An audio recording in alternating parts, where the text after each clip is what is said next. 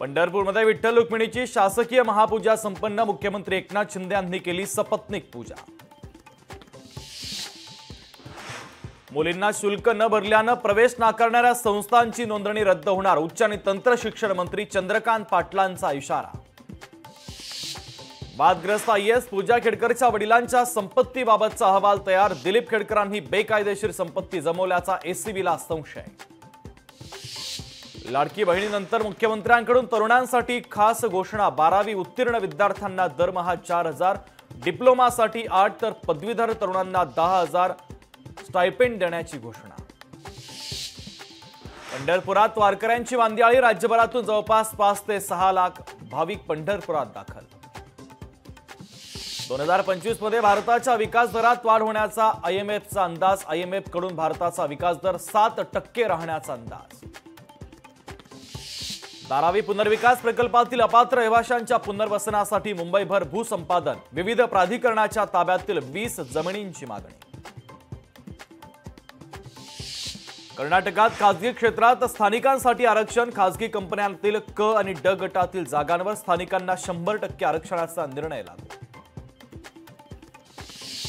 Oman समुद्र किनाऱ्यावर तेल वाहतूक करणारे जहाज उलटल्याची घटना। जहाजावरील 16 जण बेपत्ता तर बेपत्ता व्यक्तींमध्ये 13 भारतीय नागरिकांचा समावेश।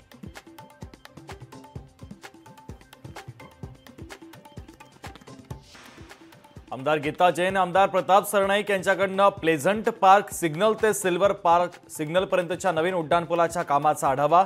महिना अखेरपर्यंत उड्डाणपूल वाहनांसाठी खुला करण्यात येणार असल्याचं दिलं आश्वासन।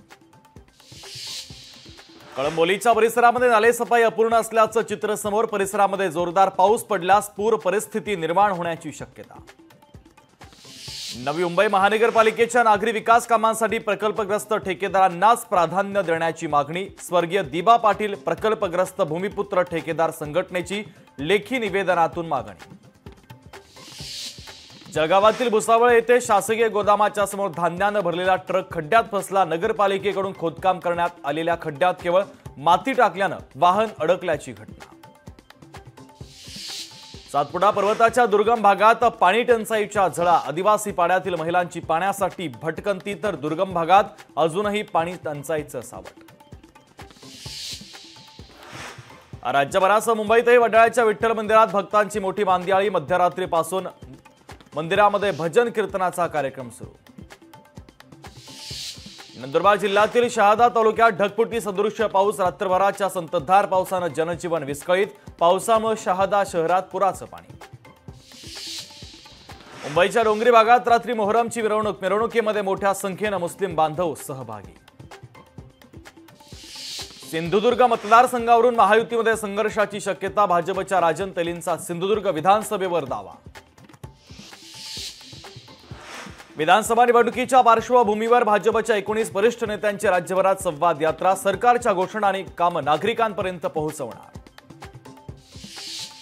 मुंबईसह संपूर्ण किनारपट्टीवर बहुतांश ठिकाणी मुसळधार पावसाचा अंदाज। अरबी समुद्रावरून बाष्पयुक्त वारे वेगाने वाहत असल्याने पुढचे 4 दिवस महत्त्वाचे। एससीईआरटीने तयार केलेल्या अभ्यासक्रम आराखड्यावर 3,900 हरकती आणि सूचना दाखल।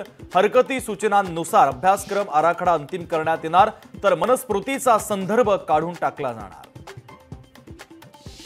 सीएटी कक्षाकडून कृषी अभ्यासक्रमाच्या प्रवेशासाठी 22 जुलैपर्यंत मुदतवाढ। राज्यातील विविध भागांत कोसळणारा पाऊस। सेतू कार्यालयामध्ये येणाऱ्या अडचणीमुळे प्रवेशासाठीची मुदतवाढ। पिंपरी चिंचवड शहरामध्ये डेंग्यूचा प्रादुर्भाव वाढला। शहरातील 17 जणांना डेंग्यूची लागण। पालिकेमार्फत केलेल्या तपासणीमध्ये 1,700 घरांमध्ये डेंग्यूच्या आळ्या। जालन्यात राज्य उत्पादन शुल्क विभागाच्या अधीक्षकाच्या पत्नीकडून शासकीय वाहनाचा उपयोग खासगी कामांसाठी। वाहनाचा फोटो सोशल मीडियावर व्हायरल।